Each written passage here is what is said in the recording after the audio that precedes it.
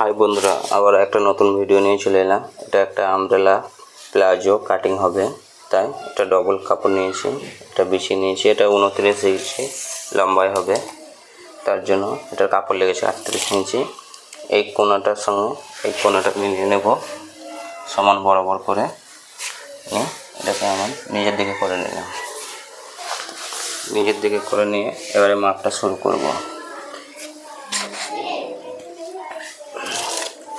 এটার কোমর 21 ছিল, 10 ইঞ্চি যোগ করে 31 ইঞ্চি। ওটা বেল্ট আলাদা বার করব।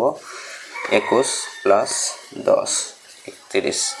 এটাকে হাফ প্লাস 1 ইঞ্চি সেলাই মাজির 32, 1 ইঞ্চি, তাহলে আপনার হচ্ছে 32। এখানে আমাকে 4 ভাগের 1 ভাগ বেল্টের জন্য নিতে হবে, তার জন্য এখান থেকে 8 ইঞ্চি। এই কোণা থেকে দেখে নিতে হবে 8 ইঞ্চিটা কততে হচ্ছে, 10। এই কোণা থেকে মাপ করে পুরো রাউন্ডটা ঘুরিয়ে দিতে হবে। সেলাই মার্জিন বাদ দিয়ে যাতে আমার 8 ইঞ্চি বেল্টের জন্য আসে। একটু কম হচ্ছে, একটু নিচ থেকে নামিয়ে নেব। এইভাবে আমি বেল্টের চওড়াটা রাখবো 3.5 ইঞ্চি। 3.5 ইঞ্চি নিচে নামিয়ে আমার যে লম্বার মেন মাপ 29 ইঞ্চি, ওটা দাগ মেরে দেব। এটাকে সমান করার জন্য উপর থেকে 36 এখান থেকে পুরো দাগটা ঘুরিয়ে নেব, তাহলে যে গোল রাউন্ডটা নিচে ছোট বড় থাকবে না। এই দাগগুলো ভালোভাবে করে নিয়ে টেনে নিলাম। আর এখান থেকে আমি হাইয়ের মাপটা রেখে দেব 6.5, আর ভিতরের দিকে টেনে নেব 1 ইঞ্চি পরিমাণ বাচ্চাদের জন্য। এটা সামনের দিকে মিলিয়ে এটা রাউন্ড করে নিলাম। আর 3.5 ইঞ্চি বেল্ট থাকবে, এটা ঘুরিয়ে দেখে নেব, একটু ছোট পড়বে, এটাকে একটু নামিয়ে নিতে হবে। ব্যাস, আমার ড্রয়িং রেডি। কাটিংটা কমপ্লিট করে নিই।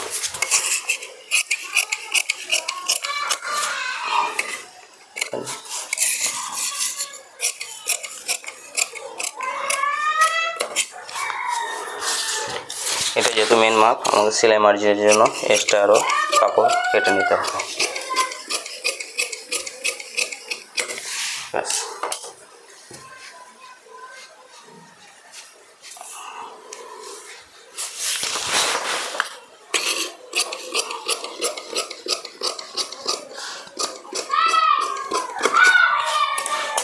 বেল্ট আমি আলাদা বার করে নেব, যেটা বুঝিয়ে দিয়েছিলাম।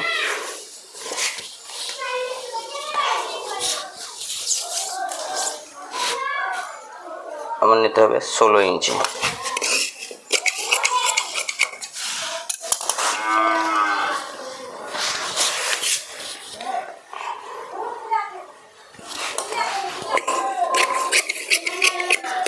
রবার যে হিসাবে চওড়া রাখবেন সেই হিসাবে কাপড় বাদ দিতে হবে। যেহেতু আমার 7 ইঞ্চি রবার আছে, আমার এখানে সেলাই দেওয়া বাদ যাবে, প্লাস 3.5 প্লাস এখানে সেলাই মার্জিন, টোটাল আমার 3.5 থাকবে। এটা টোটাল হয়ে গেল 6 ইঞ্চি।